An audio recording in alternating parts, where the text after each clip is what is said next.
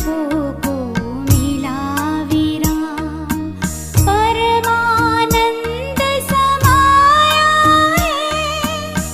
कितना प्यारा शांति धाम, कितना प्यारा शांति धाम।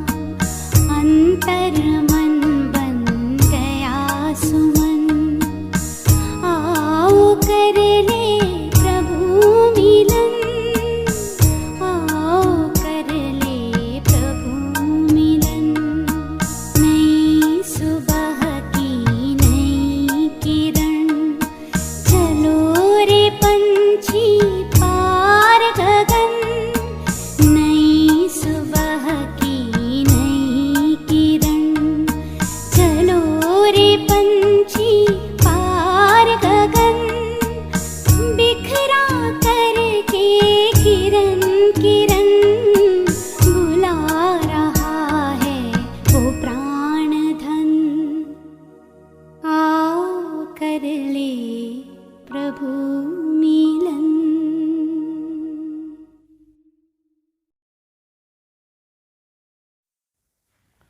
ओम शांति। 12 दिसंबर 2022। बाबा के मधुर महावाक्य।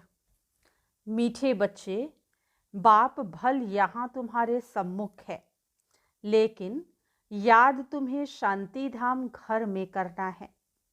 तुम्हारा बुद्धि योग सदा ऊपर लटका रहे। प्रश्न: अहो भाग्य किन बच्चों का कहेंगे और क्यों? उत्तर है, जिन बच्चों की बुद्धि में बाप की नॉलेज आई, उनका है अहो भाग्य। क्योंकि ज्ञान मिलने से सद्गति हो जाती है, तुम विश्व के मालिक बन जाते हो। बाकी जब तक ज्ञान नहीं है, तब तक कोई शिव बाबा पर शरीर भी होम दे, लेकिन प्राप्ति सिर्फ अल्पकाल की होती है। बाप का वर्षा नहीं मिल सकता। भक्ति में भावना के चने मिल जाते हैं, सद्गति नहीं मिलती। ओम शांति। बच्चों की दिल में सदैव रहता है कि बाबा आकर हमको पढ़ाते हैं। यहाँ तो सम्मुख बैठे हो, बुद्धि में आता है हमारा बाबा आया हुआ है। कल्प पहले मौफिक फिर से हमको राजयोग सिखलाकर पवित्र बनाए साथ ले जाएंगे। यह भी तुम बच्चे जानते हो। हम जितना पुरुषार्थ करेंगे, उतना जाकर ऊंच पद पाएंगे। यह बुद्धि में रहता है। बच्चे जानते हैं अभी भक्ति मार्ग खत्म होना है। भक्ति और ज्ञान दोनों इकट्ठे नहीं चलते हैं। जो भी मनुष्य पूजा आदि करते हैं, शास्त्र पढ़ते हैं, वह कोई ज्ञान नहीं है, वह भक्ति है। बाप भी कहते हैं, मीठे बच्चे, वेद शास्त्र आदि अध्ययन करना, जप तप आदि करना, यह जो कुछ भक्ति आधा कल्प से करते आए हो, उसको ज्ञान नहीं कहेंगे। ज्ञान का सागर एक ही बाप है। वह तुमको बिल्कुल सही रास्ता बताते हैं कि बच्चे, अब मुझे याद करो तो विकर्म विनाश हो जाएंगे। कोई भी देहधारी को याद नहीं करना है। बुद्धि योग ऊपर में लटका हुआ होना चाहिए। ऐसे नहीं कि बाबा यहाँ है तो बुद्धि भी यहाँ रहे। भल बाबा यहाँ है तो भी तुमको बुद्धि योग वहाँ शांति धाम में लगाना है। ज्ञान है ही 1 सेकंड का। भक्ति तो आधा कल्प चली है और आधा कल्प तुमको वर्षा मिलना है। भक्ति और ज्ञान दोनों इकट्ठे हो न सके। दिन और रात अलग अलग है। यह है बेहद का दिन और रात। ब्रह्मा का दिन सो बीके का दिन, बच्चे जानते हैं हम देवता बन रहे हैं। सतयुग को कहा जाता है जीवन मुक्ति धाम, यह है जीवन बंध धाम। इस समय सब रावण के बंधन में है, शोक वाटिका में है। तुमको जब पता पड़ा है, तुमको अब पता पड़ा है, शोक वाटिका किसको और अशोक वाटिका किसको कहा जाता है। भक्ति है उतरती कला का मार्ग। बाप कहते हैं अब वापस मुक्ति धाम चलना है। ऐसे कोई कह नहीं सकते कि मेरे बच्चे अब सबको मुक्ति धाम चलना है, अर्थात जीवन बंध से लिबरेट होना है। फिर पहले कौन सा धर्म जीवन मुक्ति में आना है, यह भी तुम बच्चे जानते हो। खेल सारा भारत पर ही है, बाकी बीच में बाई प्लाट है, अपना उनसे कोई कनेक्शन नहीं है। ज्ञान और भक्ति की बातें मनुष्य नहीं समझ सकते, उनका पार्ट ही नहीं है। पार्ट है ही तुम भारतवासियों का। सतयुग आदि में देवी देवता ही थे, अब कलयुग में अनेक धर्म हैं। तुम्हारा यह है लीप जन्म, कल्याणकारी जन्म। यह संगम का सुहावना युग है ना। तुम जानते हो लौकिक बाप के भी हम हैं, फिर जीते जी पारलौकिक बाप के हम बच्चे बने हैं। लौकिक बाप भी है और पारलौकिक बाप भी हाजिरा हजूर है। तुम्हारी आत्मा कहती है बाबा आप परमधाम से आए हो, हमको वापस ले जाने। बाप बच्चों से ही बात कर सकते हैं, जैसे आत्मा को इन आँखों से देख नहीं सकते हैं, वैसे परमात्मा को भी देख नहीं सकते। हाँ, दिव्य दृष्टि से साक्षात्कार हो सकता है। दिखाते हैं कि विवेकानंद को साक्षात्कार हुआ कि राम कृष्ण की आत्मा निकल मेरे में समा गई, परंतु आत्मा समा तो नहीं सकती। बाकी आत्मा का साक्षात्कार होता है। परमात्मा का भी यथार्थ रूप बिंदी है, परंतु गाया हुआ है।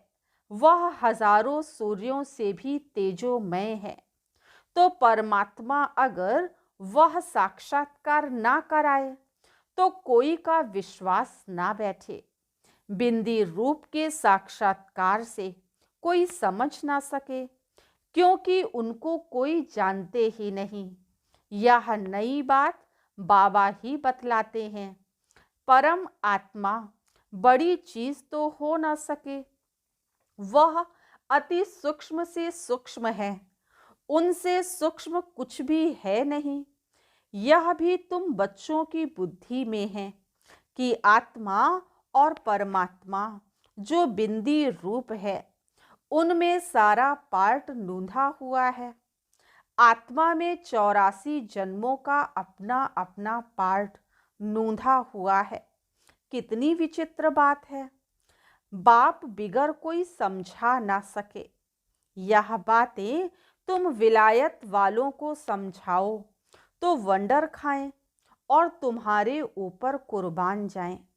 प्राचीन भारत का ज्ञान और योग तुम ही समझा सकते हो। पहले पहले यह समझाना है कि आत्मा परमात्मा क्या वस्तु है। आत्मा के लिए कहते हैं स्टार है, परमात्मा के लिए नहीं कहेंगे कि वह स्टार है।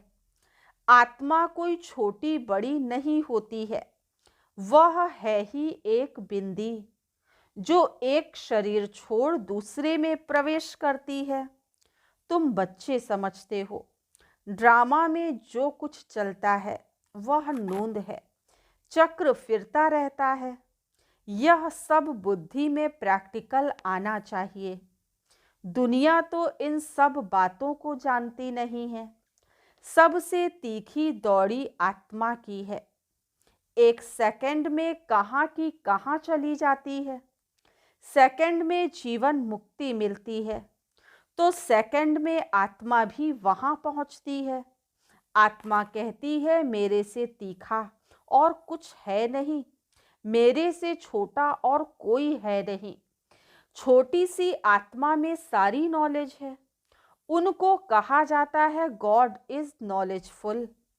आगे कहते थे भगवान सब कुछ जानते हैं। इसका मतलब यह नहीं कि एक एक की दिल को बैठ जानते हैं। यह तो ड्रामा में सब नूंद है। बाप समझाते हैं मैं इस झाड़ का बीज रूप हूँ। झाड़ का बीज अगर चैतन्य हो तो समझाए कि मैं ऐसे धरनी में रहता हूँ। गाया भी हुआ है ब्रह्मा द्वारा मनुष्य सृष्टि रचते हैं। बीज तो एक है ना। तुम आत्मा यहाँ शरीर धारण कर पार्ट बजाती हो।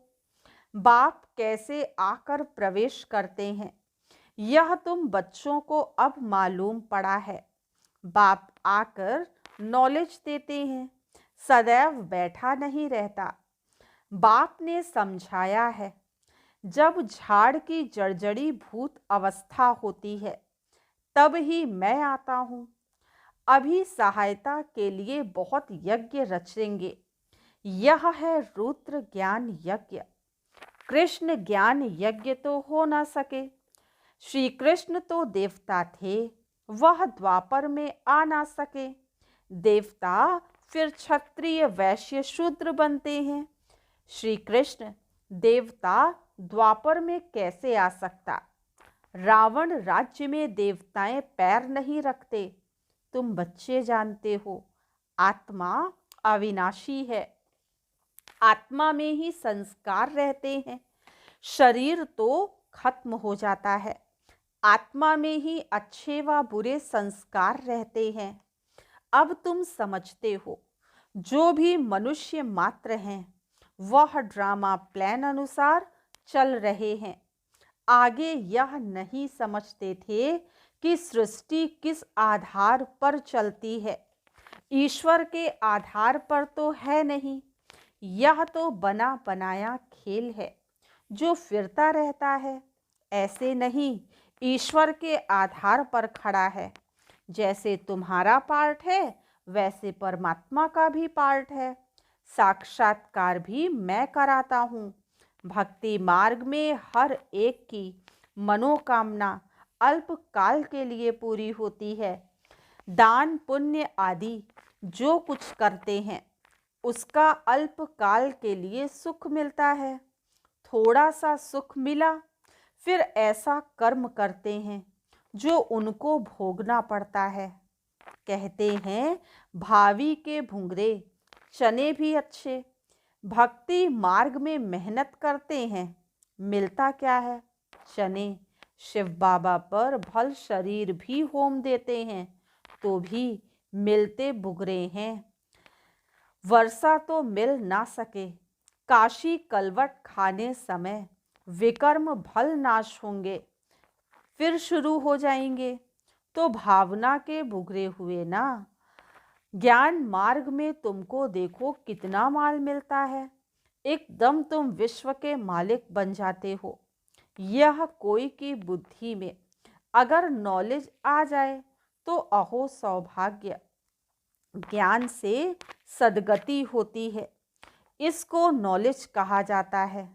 यह बाप के सिवाय कोई दे ना सके। शास्त्र कितने ढेर पढ़ते हैं, बहुत होशियार हो जाते हैं, फिर वह संस्कार ले जाते हैं। अच्छा उनको मिलता क्या है? घुघरे और तो कुछ नहीं, नीचे गिरते ही आते हैं। समझो कोई का राजा के घर में जन्म होता है, खुशी मनाते हैं, भल वह राजकुमार है, परंतु तुम कहेंगे उनको चने मिले। कहाँ हमको बाप विश्व का मालिक बनाए बादशाही देते हैं, कहाँ वह भुगरे चने। कोई बहुत दान करते हैं, भल जाकर राजा के पास जन्म लिया तो भी तुम्हारी भेंट में भुगरे हैं। वह तो अब राजाई पद का पुरुषार्थ करना चाहिए। लौकिक बाप भी बच्चों को देख बहुत खुश होते हैं। यह है बेहद का माँ बाप, जिससे 21 जन्मों का सुख मिलता है। आजकल देखो, दुनिया में दुख बढ़ता जा रहा है। अभी दुख धाम की अंत है। पारलौकिक बाप से बच्चों को वर्षा मिलता है। पारलौकिक बाप से बच्चों को क्या मिलता है, लौकिक से क्या मिलता है, फर्क कितना है। यहाँ कर्मों अनुसार कोई गरीब बनता है, कोई कैसे बनते हैं। वहाँ गरीब भी सुखी रहते हैं। नाम ही है सुख धाम और यह है दुख धाम। सन्यासी लोग कहते हैं, हमने घर बार छोड़ा है, पवित्र बने हैं। भारत को पवित्र रखने के लिए गवर्नमेंट भी उनका मान रखती है, परंतु दुख धाम को सुख धाम बनाना ये बाप का ही काम है। सर्व को शांति धाम सुख धाम ले जाना, क्योंकि यह तो सारी दुनिया का प्रश्न है। भारत जब श्रेष्ठाचारी था तब देवताएं थे। बाबा ऐसे निबंध देते हैं, युक्ति से लिखना चाहिए। देवताएं 84 जन्मों का चक्र लगा कर आए हैं, फिर मनुष्य से देवता बनते हैं। मनुष्य से देवता बाप ही बनाएंगे और कोई की ताकत नहीं। सन्यासियों से भारत को कुछ फायदा तो है, पवित्र रहते हैं। आगे तो रचता रचना के लिए कहते थे कि बेअंत है, हम नहीं जानते हैं। अभी तो कह देते हम भगवान हैं। तत्व को याद करने से विकर्म विनाश नहीं होंगे। बाप के महावाक्य हैं, मामेकम याद करो तो तुम्हारे विकर्म विनाश होंगे। पतित पावन मैं हूँ, सारी दुनिया को आकर पावन बनाता हूँ। सारे भंभोर को आग लगनी है। सारी दुनिया अज्ञान निंद्रा में सोई हुई है। ड्रामा प्लान अनुसार सारी दुनिया नास्तिक है। बाप कहते हैं, मैं आकर सबको आस्तिक बनाता हूँ। अभी जो बिल्कुल तमो प्रधान बने हैं वो अपने को भगवान कह देते हैं। तुम तो इस सृष्टि चक्र के राज को जानने से चक्रवर्ती राजा बनते हो, महावीर बनते हो। तुमको तो प्रारब्ध में माल मिलते हैं, उनको क्या मिलता है, चने। तुम माया पर जीत पाते हो। स्वदर्शन चक्र तुम ब्राह्मणों को है। विष्णु के मंदिर को नर नारायण का मंदिर कहते हैं। वास्तव में लक्ष्मी नारायण को तो दो दो भुजाएं चाहिए, परंतु उनको भी 4 भुजाएं दे देते हैं। लक्ष्मी नारायण तो अलग ठहरे ना। अगर वह 4 भुजाओं वाले हैं तो उनकी संतान भी 4 भुजा वाली आती। ऐसे तो है नहीं। देखो बाप कितना अच्छी रीति समझाते हैं। अब तुम समझदार मास्टर नॉलेजफुल बन गए हो। पतितों को पावन बनाना है, घर वालों को उठाना है, घर को भी मंदिर बनाना है। बच्चे कहते हैं, बाबा फलाने की बुद्धि का ताला खोलो। अब मैं सिर्फ यह काम करने के लिए बैठा हूँ क्या? तुम तो ब्राह्मणियाँ हो, भू भू तुमको करनी है। ब्राह्मणों को सर्विस करनी है, पद भी तुमको पाना है। मैं निष्काम सेवाधारी हूँ और कोई निष्काम हो नहीं सकता। मैं तुमको स्वर्ग का मालिक बनाता हूँ, मैं नहीं बनता हूँ। मकान भी तुम बच्चों के लिए बनाए हैं। मैं तो पुरानी कुटिया में बैठा हूँ। मेरे लिए पुराना मकान पुराना शरीर है। शिव बाबा पुराने तन में रहता है, तो यह फिर कहाँ जाएगा? निष्काम सेवा एक बाप ही कर सकता है। तुम जानते हो, बाबा से हम विश्व के मालिक पने का वर्षा लेते हैं, तो खुशी से झोली भरनी चाहिए। देखो ज्ञान कितना ऊंचा है। भक्ति में तो क्या क्या दान पुण्य जप तप आदि करना पड़ता है। सदगति दाता तो एक बाप है, बाप ने आकर ज्ञान घृत डाला है। सतयुग में सबकी ज्योत जगी रहती है, परंतु वहां पर ज्ञान नहीं रहता कि हम तमो प्रधान से सतो प्रधान बने हैं। वह है प्रालब्ध, नए सिर चक्र शुरू होता है। यह अनादि है, सूर्य निकलता है फिर जाता है। यह धरती का फेरा है, ऐसे नहीं ईश्वर फेरता है। अच्छा, मीठे मीठे सिकीलधे बच्चों प्रति माता पिता बाप दादा का याद प्यार और गुड मॉर्निंग। रूहानी बाप की रूहानी बच्चों को नमस्ते। हम रूहानी बच्चों की रूहानी बाप दादा को याद प्यार गुड मॉर्निंग और नमस्ते। आज की मुरली से धारणा के लिए मुख्य सार, घर घर को मंदिर बनाना है, परिवार वालों की भी सेवा करनी है, ऊंचे ज्ञान का सिमरण कर खुशी से झोली भरनी है। सेकंड पॉइंट, किसी भी देहधारी को याद नहीं करना है, अपना बुद्धि योग ऊपर लटकाना है। सुहावने संगम युग पर जीते जी पारलौकिक बाप का बनना है। आज का वरदान, यथार्थ सेवा द्वारा सेवा का प्रत्यक्ष फल खाने वाले मन बुद्धि से सदा तंदुरुस्त भव। यथार्थ सेवा द्वारा सेवा का प्रत्यक्ष फल खाने वाले मन बुद्धि से सदा तंदुरुस्त भव।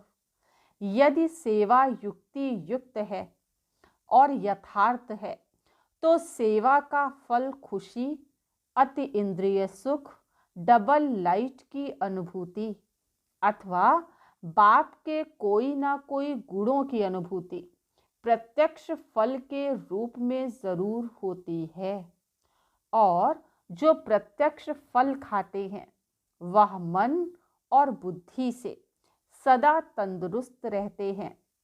अगर कमजोर रहते हैं तो समझो ताजा प्रत्यक्ष फल नहीं खाते। प्रत्यक्ष फल सदा हेल्दी बनाता है, इसलिए आपका स्लोगन है एवर हेल्दी, एवर वेल्दी और एवर हैप्पी। स्लोगन, अपने हर कर्म द्वारा ब्रह्मा बाप के कर्म को प्रत्यक्ष करने वाले ही कर्म योगी हैं। अपने हर कर्म द्वारा ब्रह्मा बाप को प्रत्यक्ष करने वाले ही कर्म योगी हैं।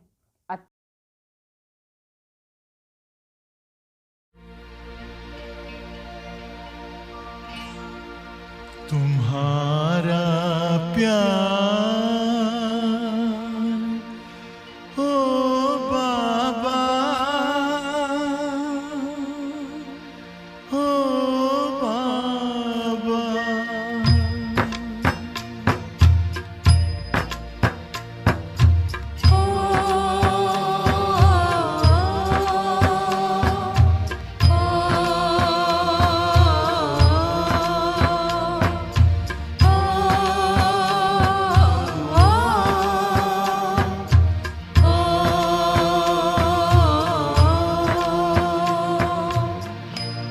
तुम्हारा प्यार ओ बाबा सुखों का सार देता है। तुम्हारा प्यार ओ बाबा सुखों का सार देता है। तुम्हारी याद में खुशियों का सब संसार मिलता है। तुम्हारी याद में खुशियों का सब संसार मिलता है। तुम्हारा प्यार ओ बाबा,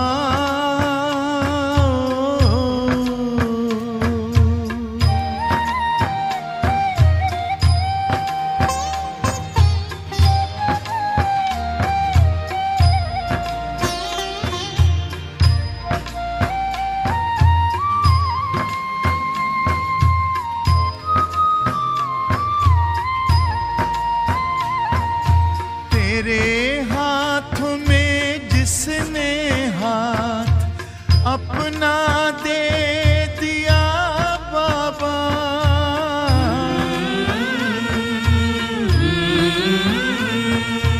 तेरे हाथों में जिसने हाथ अपना दे दिया बाबा, तेरी राहों में चल कर साथ तेरा ले लिया बाबा, साथ ले लिया बाबा। कमल के फूल सा जीवन जगत में उसका खिलता है, तुम्हारा प्यार ओ बाबा।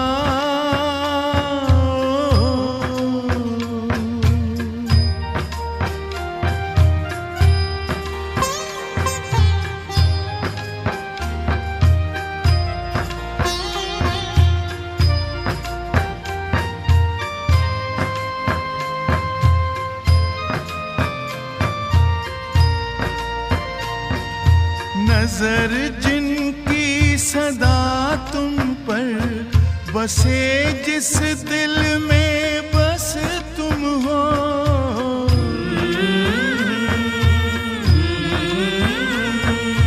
नजर जिनकी सदा तुम पर बसे, जिस दिल में बस तुम हो, बने पावन सरस जीवन दिखते बस तुम ही तुम हो, दिखते बस तुम ही तुम हो।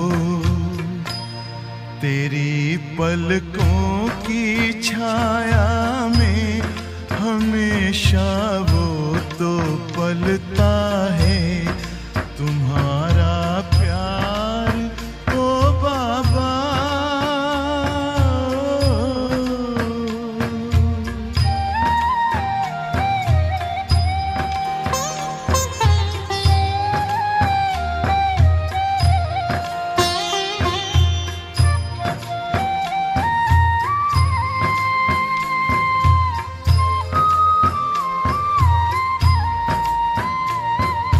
जिसे तू मिल गया बाबा, नशा नारायणी उसको,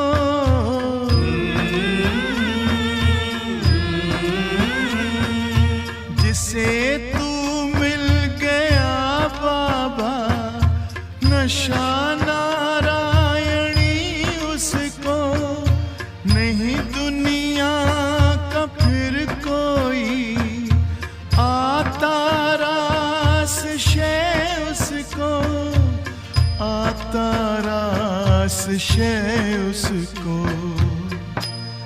गगन में पंछी बन उड़ता, सितारों पर वो चलता है, तुम्हारा